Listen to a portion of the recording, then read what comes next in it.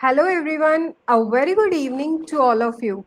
Myself Shalu Rajpal and I welcome you all to our YouTube channel Study Scope.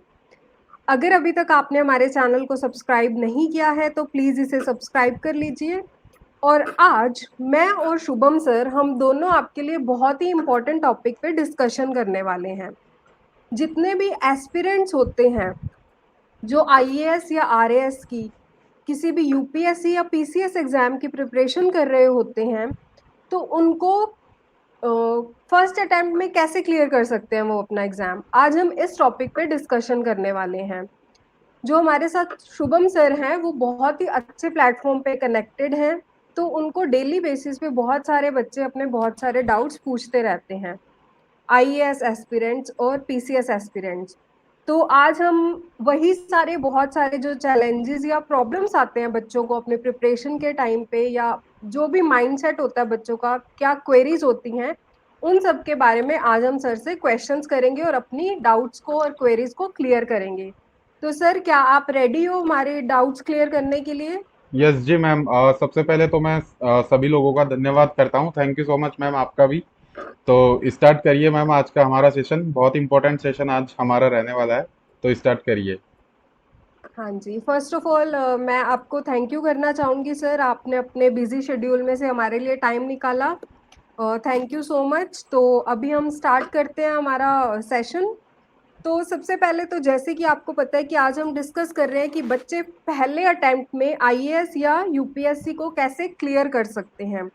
तो सबसे पहले तो sir, जो बच्चे बिल्कुल नए हैं, जो जस्ट अभी जिन्होंने अपनी ग्रेजुएशन कंप्लीट की है, वो सोच रहे हैं अब यूपीएससी के लिए प्रिपेयर करने का, तो उनको आप बेसिक सा पैटर्न बता दीजिए कि कैसा सा पैटर्न रहता है इस एग्जाम का और क्या सिलेबस रहता है इसमें। तो ठीक है। सबसे पहले तो इस बारे में बताइए। तो सबसे पहले हम पैटर्न की बात करते हैं कि यूपीएससी का पैटर्न किस तरह का होता है। तो पैटर्न में हमारे 3 स्टेप होते हैं। सबसे पहले प्रीलिम्स एग्जाम होता है, फिर उसके बाद मेंस, फिर उसके बाद इंटरव्यू। प्रीलिम्स आपका क्वालिफाइंग रहता है, उसके मार्क्स आपके फाइनल कट ऑफ में काउंट नहीं होते हैं। और मेंस में भी आपके 2 पेपर ऐसे होते हैं, लैंग्वेज पेपर, जिनके मार्क्स आपके फाइनल कट ऑफ में काउंट नहीं होते हैं। बाकी जो पेपर्स होते हैं उनसे ही आपकी कट ऑफ बनती है फाइनल मार्क्स के लिए, और इंटरव्यू होता है, उसके मार्क्स काउंट होते हैं। तो ये 3 स्टेप में एग्जाम होता है। ये तो होता है पैटर्न। अब बात करते हैं हम सिलेबस की। तो सिलेबस में हमारे काफ़ी सारे सब्जेक्ट्स आते हैं, जैसे history, geography, polity, economy, environment, science and technology, current affairs, और बाकी बहुत सारे ऐसे सब्जेक्ट्स हैं जो मेंस प्रोस्पेक्टिव से इम्पोर्टेंट हैं। तो उनको हम क्लासेस में डिस्कस कर लेंगे। तो ये मोटे मोटे सब्जेक्ट्स होते हैं जिनको आपको प्रिपेयर करना होता है इनिशियली। Okay sir. तो सर, जैसे कि आपने बताया कि इसमें सिलेबस तो काफ़ी वास्ट रहता है, तो मैं आपसे जानना चाहूँगी कि कौन कौन से बच्चे, मतलब किस फील्ड के बच्चे, उन्होंने किस फील्ड में ग्रेजुएशन की हो या कौन सी फील्ड के बच्चे यूपीएससी के लिए प्रिपेयर कर सकते हैं। और ये इसका जो सिलेबस होता है जिसके बारे में आप अभी हमें बता रहे थे, तो वो इजी होता है या काफ़ी टफ होता है? देखो, कौन से फील्ड के बच्चे यूपीएससी की प्रिपरेशन कर सकते हैं, ऐसा कोई भी जरूरी नहीं है कि आपका बैकग्राउंड क्या है। आप इंजीनियर हैं, डॉक्टर हैं, या कॉमर्स ग्रेजुएट हैं, या आर्ट्स ग्रेजुएट हैं, ये सब चीज़ें बिल्कुल भी मैटर नहीं करती है। सिर्फ और सिर्फ आपका माइंडसेट होना चाहिए कि मुझे यूपीएससी की प्रिपरेशन करनी है। बस इतना ही आपको जरूरी होता है।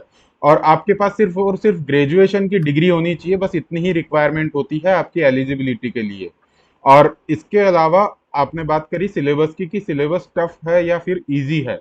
तो देखो, ये हमारा माइंडसेट होता है कि हम उसको किस तरह से लेते हैं। और सबसे इंपॉर्टेंट चीज ये होती है कि आप प्रिपरेशन किस तरह करते हो, क्या स्ट्रेटेजी आपकी रहती है।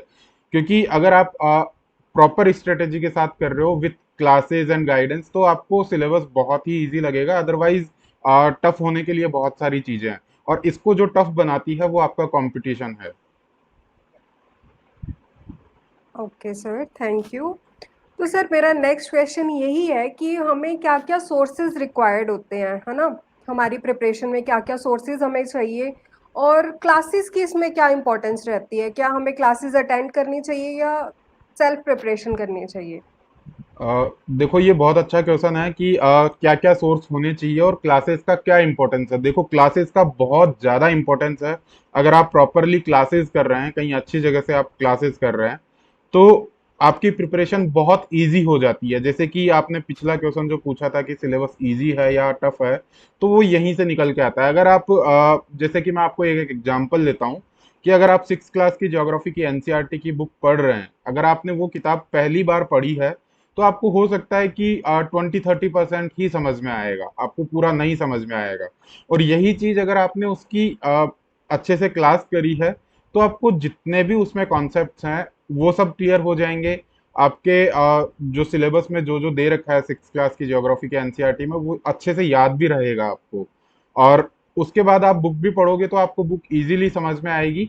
तो इसी तरह से क्लासेस का रोल बहुत इंपॉर्टेंट होता है। और क्लासेस का रोल इसलिए भी बहुत इंपॉर्टेंट होता है कि आपकी प्रिपरेशन बहुत बहुत इजी हो जाती है, क्योंकि एक टीचर आपके लिए बहुत मेहनत करता है, वो बहुत सारे सोर्सेज को इकट्ठा करके और आपके लिए एकदम मिनिमाइज कंटेंट क्रिएट कर देता है।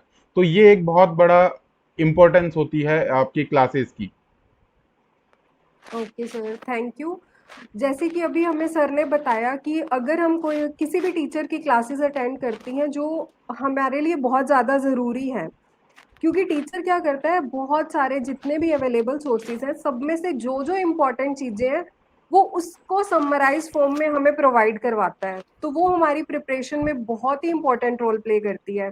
तो सर ने ये बहुत अच्छे से बताया कि एक तो हमें क्या क्या सोर्सेज चाहिए होते हैं और क्लासेस की इम्पोर्टेंस क्या रहती है। तो सर मैं आपसे नेक्स्ट क्वेश्चन ये पूछना चाहूँगी कि क्लासेस के अलावा बच्चों को मेंटली या इमोशनली या फिजिकली, बहुत सारे बच्चे ड्यूरिंग द प्रिपरेशन भी डीमोटिवेट हो जाते हैं किसी ना किसी चीज़ को लेके, या तो उनके फैमिली में कोई ना कोई ऐसी सिचुएशंस हो जाती हैं, कुछ भी हो सकता है ना, बहुत सारी प्रॉब्लम्स चलती रहती हैं सबकी लाइफ में। तो क्लासेस के अलावा और क्या क्या चीज़ें चाहिए होती हैं प्रिपरेशन के लिए, प्लीज़ आप इसके बारे में थोड़ा सा बताइए। देखो मैम, आपने बोला कि मेंटली और फिजिकली इमोशनली किस तरह से खुद को प्रिपेयर करें, तो सबसे इम्पोर्टेंट होता है मेंटली। क्योंकि एक यही चीज होती है जो आपको जब तक आपका एग्जाम क्लियर नहीं होता है या जब तक आप प्रिपरेशन कर रहे होते हैं, तो आपकी जो मेंटल स्टेटस है वो एकदम पॉजिटिव होनी चाहिए। पॉजिटिव माइंडसेट आपका होना चाहिए। क्योंकि आपने देखा होगा कि मतलब अगर आप प्रिपरेशन स्टार्ट करते हैं सिविल सर्विसेज की, आईएएस की प्रिपरेशन करना शुरू करते हैं, तो आप खुद के घर में से ही देख लीजिए या आस पड़ोस से देख लीजिए कि लोग आप पे ताना मारना शुरू करते हैं कि देखो ये बनने चले हैं आईएएस। ऐसा आपने सुना होगा कि इनसे छोटी एग्जाम तो निकलती नहीं है और आईएएस बनने चले हैं। तो ऐसा कुछ भी नहीं है। आप चाहे किसी भी बैकग्राउंड से आते हो, चाहे आपने कहीं से भी पढ़ाई करी हो, चाहे एकदम छोटे से छोटे जगह से आप बिलोंग करते हो, तो अगर आपका माइंडसेट पॉजिटिव है, तो आप आराम से एग्जाम क्लियर कर सकते हैं। एग्जाम भी ऐसा नहीं है कि मैं ये गारंटी नहीं देता कि एग्जाम क्लियर होगा, लेकिन आपका रिजल्ट आपको बहुत अच्छा मिलेगा। तो मेंटली आपको प्रिपेयर होना चाहिए कि नहीं, जब तक मैं प्रिपरेशन करूंगा तब तक पॉजिटिव रहूंगा। ये माइंडसेट हमारा होना चाहिए। तो आपको मेंटली स्ट्रांग होना है। और फिजिकली भी देखो काफी सारी चीजें रहती हैं कि आप अपने आप को फिट रखते हैं। आप अगर बीमार हो जाते हैं बहुत लंबे टाइम तक, तो आपका टाइम का लॉस होता है। तो ये चीज भी बहुत इंपॉर्टेंट होती है, क्योंकि यूपीएससी को जो रिक्वायरमेंट होती है वो सिर्फ और सिर्फ आपसे टाइम की रिक्वायरमेंट होती है। प्रिपरेशन बहुत टफ नहीं है, सिलेबस बहुत टफ नहीं है। आपको टाइम चाहिए होता है, जितना रिक्वायर्ड टाइम है आपको उतना देना ही पड़ेगा। तो ये चीज रिक्वायरमेंट रहती है हमारी। हाँ जी सर, जैसे कि अभी आपने बताया कि टाइम का बहुत बड़ा रोल रहता है, तो मैं आपसे पूछना चाहूँगी कि कितना मिनिमम टाइम किसी भी स्टूडेंट को देना चाहिए अगर वो यूपीएससी की प्रिपरेशन कर रहा है, तो उसको देखो पूरा सिलेबस कंप्लीट करने में कितना मिनिमम टाइम चाहिए? देखो आपको प्रीलिम्स से पहले 1 या 1.5 साल पहले अपनी प्रिपरेशन शुरू कर देनी चाहिए, अगर आप सीरियसली प्रिपेयर कर रहे हैं तो। मैं तो ये बोलूंगा कि अगर आपने शुरू से ही सोच रखा है, अगर आपने स्कूल लेवल से या कॉलेज टाइम से आपने सोच रखा है कि मुझे प्रिपरेशन करनी है आगे जाके इसी चीज की, तो आप उसी टाइम से अपनी प्रिपरेशन स्टार्ट कर सकते हैं।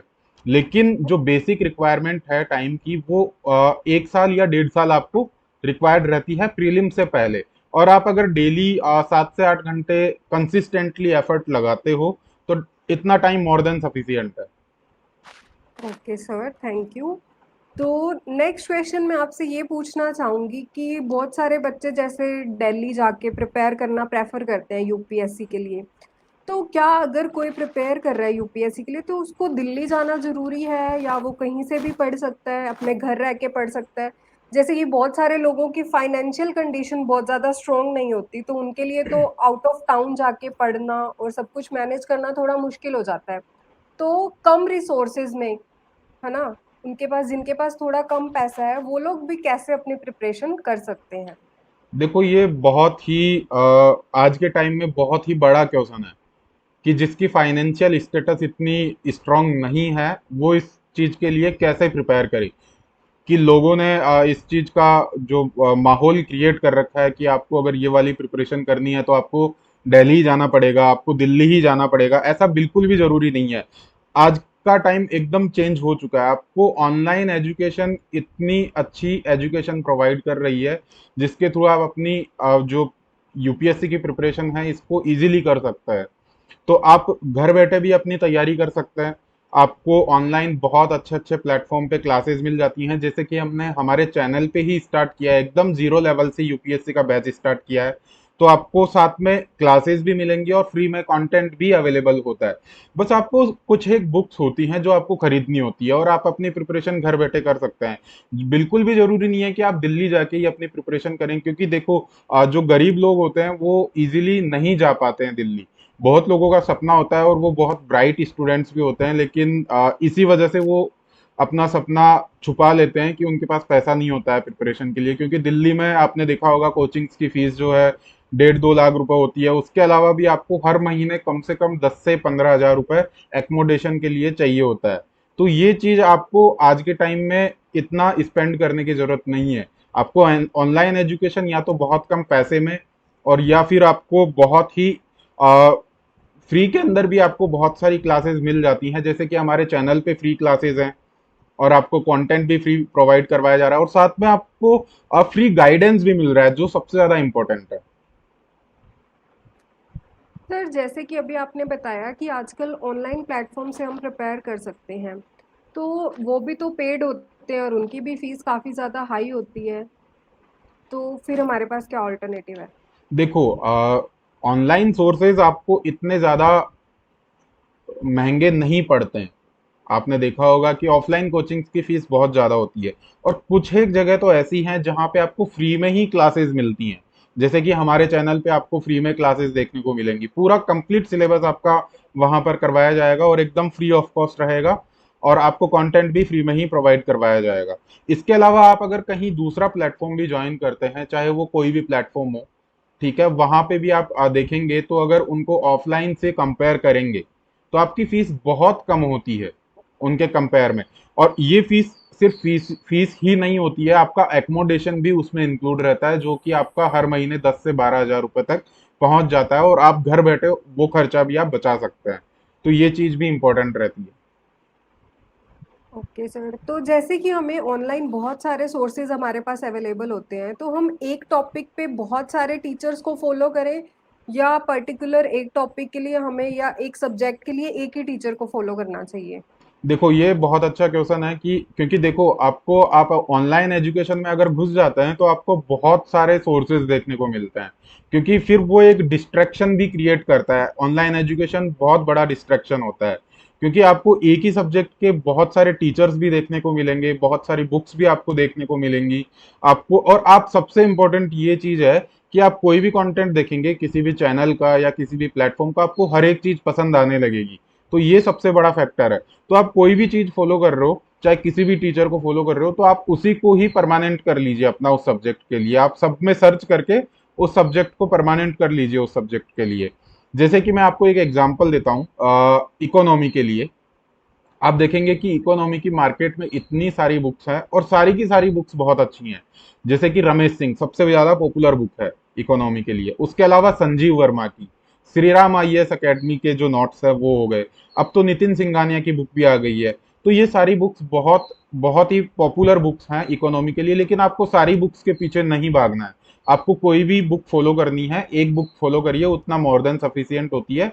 तो आप आपको अपनी पूरी प्रिपरेशन में क्लासेस और नोट्स आपकी जो बुक्स होती हैं उनको सोर्सेज को एकदम फिक्स्ड रखना पड़ेगा, क्योंकि आप जितना सोर्सेज कम रखेंगे उतना ही ज्यादा आप उस चीज को रिवाइज कर पाएंगे। तो ये बहुत इंपॉर्टेंट होता है। ओके, तो सर अगर हम कंपेयर करना चाहें कि ऑनलाइन एजुकेशन या ऑफलाइन एजुकेशन में, तो कोई ज़्यादा डिफरेंस रहता है कि हमें सब कुछ सिलेबस वगैरह तो सेम ही पढ़ाया जाता है, तो फिर क्या डिफरेंस रहता है बेसिक, देखो मतलब वो ये भी कहाँ पढ़ना ज़्यादा इजी है? देखो ये भी बहुत अच्छा क्वेश्चन है। देखो मैं अभी भी इस चीज के लिए ऑनलाइन एजुकेशन को ही बेटर समझूंगा। वो इसलिए कि आप ऑफलाइन कोचिंग आप करते हो, सपोज आप किसी भी इंस्टीट्यूट में आप एडमिशन लेते हो तो आपका जो भी बैच होगा उसमें पर्टिकुलर सब्जेक्ट का टीचर फिक्स होगा, आपको उसी से ही पढ़ना है।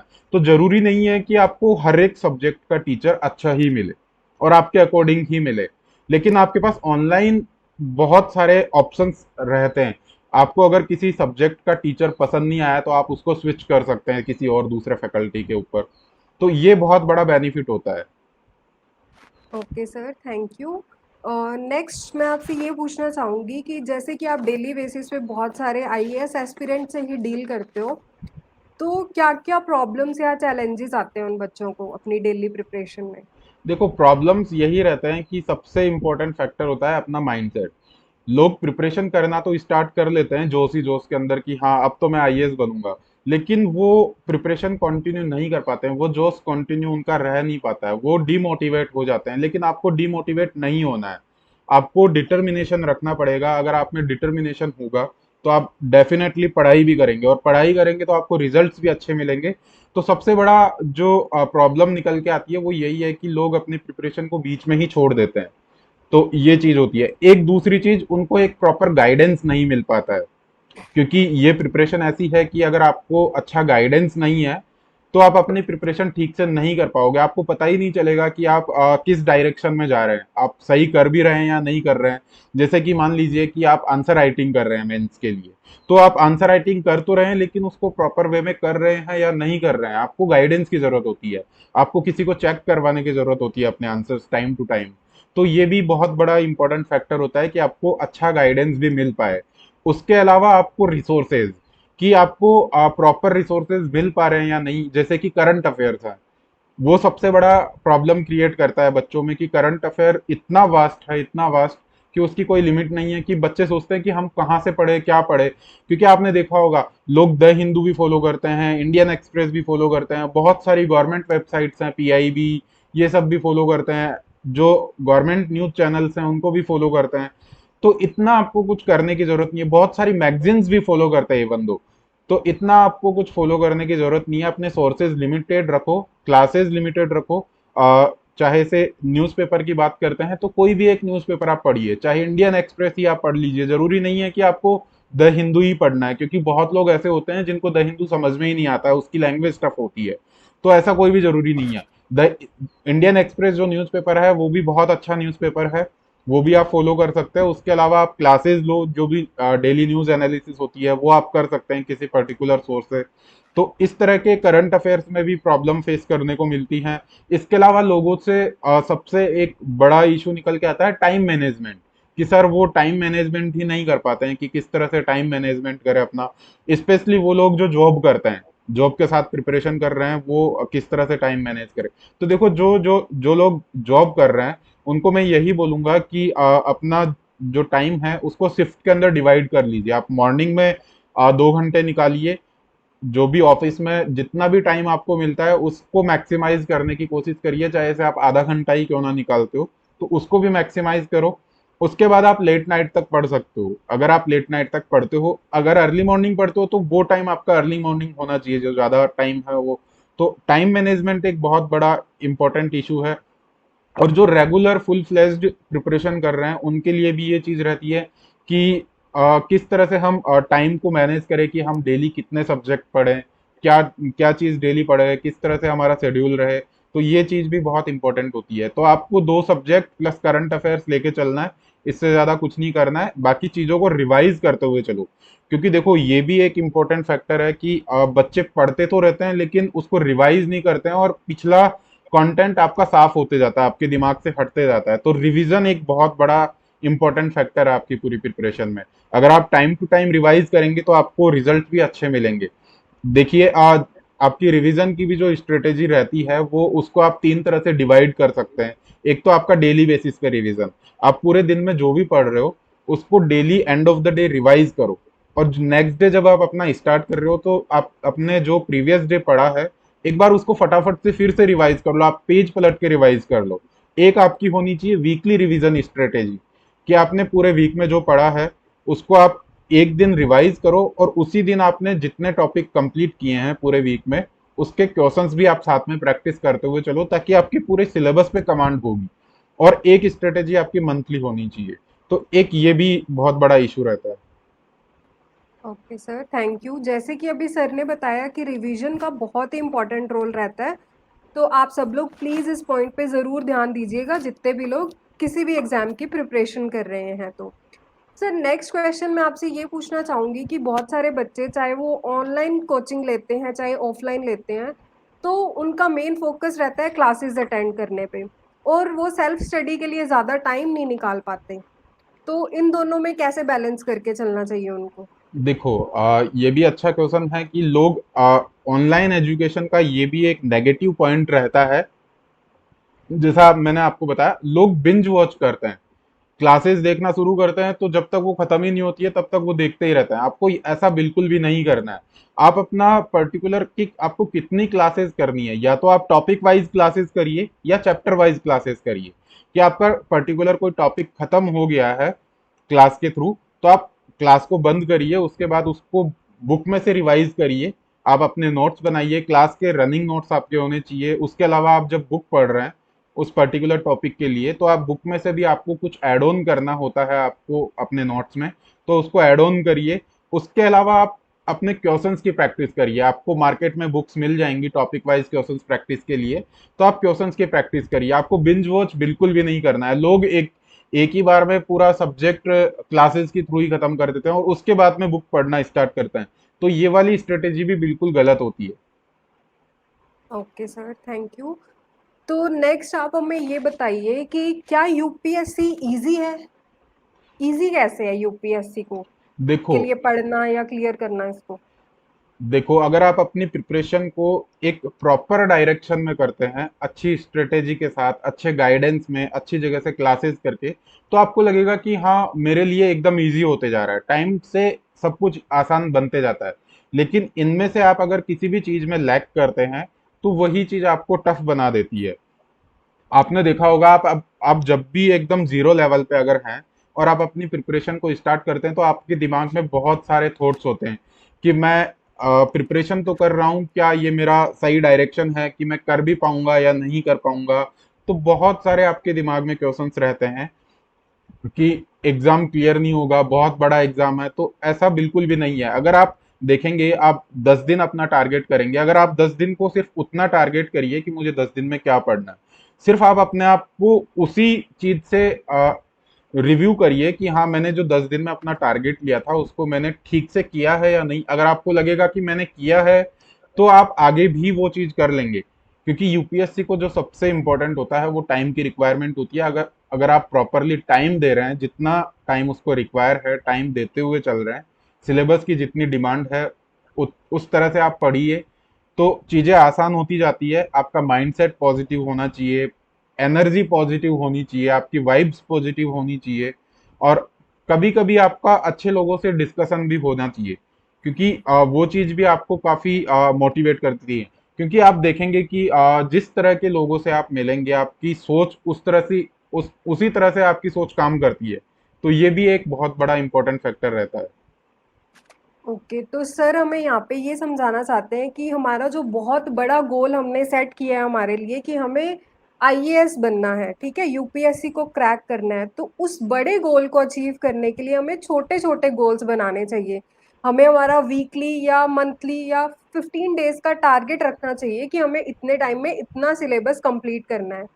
उससे क्या होगा, हम अपने ऊपर चेक भी रख पाएंगे कि हाँ, मैंने इतना टारगेट सेट किया था कि मुझे इतना सिलेबस कंप्लीट करना है, इतना वीडियोस के थ्रू अगर आप ऑनलाइन पढ़ रहे हो, या इतना अपनी क्लासेस के थ्रू, और इतनी मुझे सेल्फ स्टडी करनी है, और साथ में उसको रिवीजन भी करते जा रहे हो सभी पॉइंट्स का।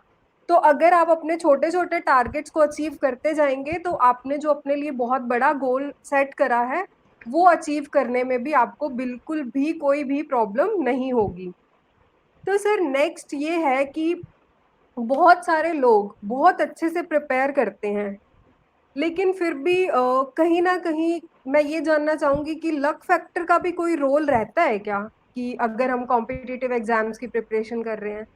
हाँ देखो, लक फैक्टर का रोल इस वजह से आपका रहता है। पहली चीज तो ये कि अगर आप मेहनत ही नहीं करेंगे तो वहां पे लक फैक्टर कोई काम ही नहीं करेगा, तो वो चीज आप निकाल दीजिए। लक फैक्टर आपका तभी काम करता है, क्योंकि मैं आपको एक एग्जांपल देता हूं। अगर कोई भी एस्पिरेंट, जितने भी एस्पिरेंट्स हैं, वो अगर इंटरव्यू दे रहे हैं, तो आप उनमें से मुश्किल से आप सेलेक्ट कर पाएंगे कि आप उनको डिस्क्वालीफाई कर देंगे। ठीक है, क्योंकि वो मेंस क्लियर करके आ रहे हैं, मतलब कि उनमें बहुत अच्छी क्वालिटी है, इसीलिए उन्होंने मेंस क्लियर किया है। तो वहां पे आपका लक फैक्टर काम करता है कि इंटरव्यू में क्या होने वाला है, आपको कितने मार्क्स वहां पे मिलने वाले हैं, आपसे क्या क्वेश्चंस करने वाले हैं। तो वहां पे आपका लक फैक्टर काम करता है, क्योंकि बहुत सारे बोर्ड ऐसे होते हैं कि वो जो बेसिक चीजें हैं कि खुद के बायोग्राफी पे ही, जो खुद की पर्सनल बायोग्राफी होती है उसी पे ही सवाल करते हैं। और बहुत सारे बोर्ड ऐसे होते हैं कि वो इस चीज में भरोसा ना करके वो देश दुनिया की खबरों में विश्वास करते हैं, तो वहां पे वो फोकस करते हैं। तो ये चीज लक फैक्टर पे डिपेंड करती है कि आपको किस तरह का बोर्ड मिलने वाला है इंटरव्यू के लिए, आपके साथ इंटरव्यू में किस तरह के सवाल करने वाले हैं, आपको इंटरव्यू में कितने मार्क्स दिए जा रहे हैं, तो वहां पे लक फैक्टर काम करता है। और फिर एक एक ओ नंबर का भी बहुत रोल रहता है कि आपका अगर एक नंबर भी कम आता है तो वहां पे रैंक जो है स्लिप हो जाती है। आप आईएएस बनने वाले हैं, लेकिन आप आईएएस कैटेगरी में चल जाते हैं। तो यहाँ पे भी हाँ लक जी, फैक्टर काम करता है फिर। Okay sir.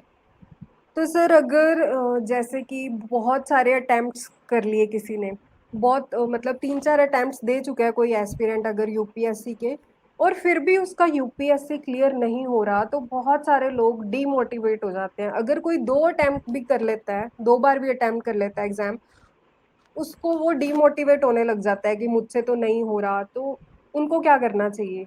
देखो, वो खुद को मोटिवेटेड कैसे रख सकते हैं?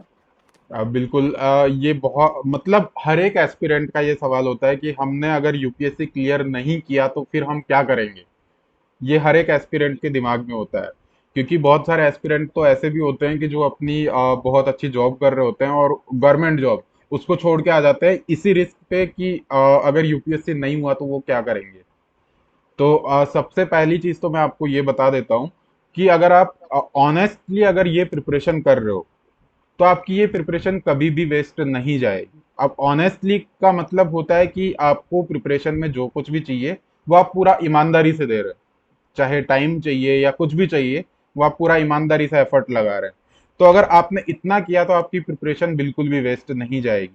आप सपोज करिए आज की डेट में आप जो इंसान है, आपने मतलब आपने अभी तक यूपीएससी की प्रिपरेशन नहीं करी है, आप कहीं पे जॉब करने जाते हैं या कुछ भी करते हैं, आप अपना बिजनेस करते हैं, तो एक आप अभी कर रहे हैं और एक आप 1 साल 1.5 साल की प्रिपरेशन के बाद करते हैं, तो आप वहां पर भी जो आपका माइंड सेट होता है, आपकी जो सोचने समझने की जो शक्ति होती है, आप में मैच्योरिटी जो होती है, वो आपको बहुत कुछ सिखा देती है, तो आप एक अलग लेवल के इंसान होते हैं। पर सबसे इंपॉर्टेंट चीज कि अगर आपने ऑनेस्टली प्रिपरेशन करी है तो आपकी प्रिपरेशन बिल्कुल भी वेस्ट नहीं जाएगी, आप कुछ ना कुछ अपनी लाइफ में बहुत अच्छा कर लेंगे। अच्छा ही नहीं, बहुत अच्छा कर लेंगे। तो आपको प्रिपरेशन जब भी करें तो पूरा 100% एफर्ट के साथ करें, ये बिल्कुल भी ना सोचे कि अगर नहीं हुआ तो हम क्या करेंगे। हाँ, आप साथ में अपना पीछे से ये चीज जरूर रख सकते हैं कि आप स्टेट पीसीएस की प्रिपरेशन आप कर रहे हैं, उसी के साथ साथ कि आप यूपीएससी की प्रिपरेशन कर रहे हैं, तो अपना ये निकाल लीजिए कि मुझे 1 घंटा या 2 घंटा डेली बेसिस पे वो एक्स्ट्रा टाइम है कि जो आप स्टेट पीसीएस के लिए दे रहे हैं। आपकी यूपीएससी की प्रिपरेशन चल रही है, लेकिन जो स्पेसिफिक किसी स्टेट का आप कर रहे हैं, तो उसके लिए आप अलग से टाइम दे रहे हैं। इसके अलावा भी बहुत सारी वैकेंसीज ऐसी होती हैं कि जो यूपीएससी से ही रिलेट करती हैं, जैसे अलग अलग मिनिस्ट्रीज में आपकी बहुत सारी वैकेंसीज निकलती हैं। अभी 1 साल पहले आयुष मिनिस्ट्री में एग्जीक्यूटिव पोस्ट के लिए एक पोस्ट निकली थी, तो बहुत अच्छी वो वैकेंसी थी। तो इस तरह की बहुत सारी वैकेंसीज भी निकलती रहती हैं, तो आपको बिल्कुल डिमोटिवेट नहीं होना है बिल्कुल ये चीज नहीं सोचनी है कि अगर हमारा क्लियर नहीं हुआ तो हम क्या करेंगे। आप डेफिनेटली अगर आपने ईमानदारी से मेहनत करी है तो आप बहुत अच्छे इंसान बनेंगे। Okay sir, thank you so much. आपने हमारे इतने सारे डाउट्स क्लियर किए और बहुत अच्छे से सब बच्चों को गाइड किया। तो जो भी सर ने बताया मैं लास्ट में समराइज़ करना चाहूँगी कि जो भी यूपीएससी की प्रिपरेशन कर रहे हैं, सबसे पहले तो उनको अपने पॉजिटिव माइंडसेट के साथ प्रिपरेशन स्टार्ट करनी चाहिए। जो भी उनके पड़ोसी या कोई भी उनको डिमोटिवेट कर रहा है कि तुझसे तो नहीं होगा, उन सब बातों को इग्नोर करके सिर्फ अपने गोल पे ध्यान देना चाहिए। और उस गोल को अचीव करने के लिए जो डेली बेसिस पे उनको जितना पर्टिकुलर टाइम देना चाहिए, डेली उतना टाइम दें। प्रॉपर रिवीजन करें अपना प्रॉपर स्ट्रैटेजी के साथ कि इतने घंटे उनको डेली बेसिस पे क्लासेस लेनी है, इतने घंटे सेल्फ स्टडी करनी है, या बीच में से कुछ टाइम निकालना है अपनी फिजिकल हेल्थ के लिए भी। और थोड़ा बहुत एंटरटेनमेंट भी ज़रूरी है सबका, तो बीच में उन चीज़ों के लिए भी सबको टाइम निकालना बहुत ज़रूरी है। तो अगर सब लोग इन सब चीज़ों को अच्छे से ध्यान में रख के प्रिपेयर करेंगे तो ऐसा पॉसिबल ही नहीं है कि आप लोग यूपीएससी क्लियर ना कर पाओ। तो अगर आप सब बातों को ध्यान में रखते हुए प्रिपरेशन करोगे तो आप डेफिनेटली यूपीएससी क्लियर करोगे। तो सर आप कुछ और बोलना चाहते हैं क्या, या हम ये सेशन को क्लोज कर सकते हैं यहाँ नहीं, पे? देखिए एस्पिरेंट्स को अगर किसी के दिमाग में है, किसी का सपना है कि मुझे यूपीएससी की तैयारी करनी है, आईएएस बनना है, तो आप बिना टाइम वेस्ट करे अपनी प्रिपरेशन को कंटिन्यू करो। और आपको एक और चीज मैं बता देता हूँ, अगर आपको करना है तो जो चीज कि लोग क्या कहेंगे, आप लोगों को बताइए ही मत कि आप यूपीएससी की प्रिपरेशन कर रहे हैं। आप खुद से ही प्रिपेयर करते रहिए, किसी को नहीं पता चलेगा। आप खुद से प्रिपेयर करो ताकि आपको जो बाहर का प्रेशर है आप उसको भी नेग्लेक्ट कर देंगे, आपको वो झेलना ही नहीं पड़ेगा। लोगों को बताइए ही मत। आपका नहीं भी हुआ तो आपसे कोई सवाल ही नहीं करेगा कि आप क्या कर रहे थे। आप बोलिए कि बस कंपटीशन की मैं प्रिपरेशन कर रहा हूँ, बस इतना ही आप बोलिए। और अच्छे से प्रिपरेशन करिए। अपना जो डेली शेड्यूल है उसको डेली बेसिस पे प्रॉपरली फॉलो करो। आप ऐसा नहीं कि किसी दिन 8 बजे उठ रहे हैं, किसी दिन 10 बजे उठ रहे हैं, किसी दिन 4 बजे उठ के ही पढ़ रहे हैं। आपको ऐसा नहीं करना है। पूरा डिसिप्लिन वे में आपको पढ़ाई करनी है। चाहे जितने भी घंटे पढ़ना है, जो भी आप काम कर रहे हैं, तो आप एक डिसिप्लिन तरीके से पढ़िए, ऑनेस्टली एफर्ट लगाइए। और इसके अलावा भी आपको अगर कोई प्रॉब्लम होती है तो आप हमसे कांटेक्ट कर सकते हैं। आपको हमारे चैनल पे या टेलीग्राम पे हमारा व्हाट्सअप नंबर मिल जाएगा। वहाँ पे मुझे आप पर्सनली मैसेज भी कर सकते हैं अगर आपको कोई भी सवाल होते हैं तो। आप मुझसे कभी भी आपको गाइडेंस चाहिए होता है या किसी भी चीज़ की ज़रूरत होती है तो आप मुझसे डेफिनेटली पूछ सकते हैं। Okay sir, thank you so much. तो बेसिकली सर यहाँ पे कहना चाहते हैं कि हम जो भी कर रहे हैं अपनी लाइफ में, ज़रूरी नहीं है कि हम सबको बता के करें, क्योंकि बोलते हैं ना कि action speak louder than the words. तो हमें शोर नहीं मचाना चाहिए कि हम क्या कर रहे हैं, बल्कि उस चीज़ को करके दिखाना चाहिए और कुछ अचीव करके लोगों को चुप करवाना चाहिए।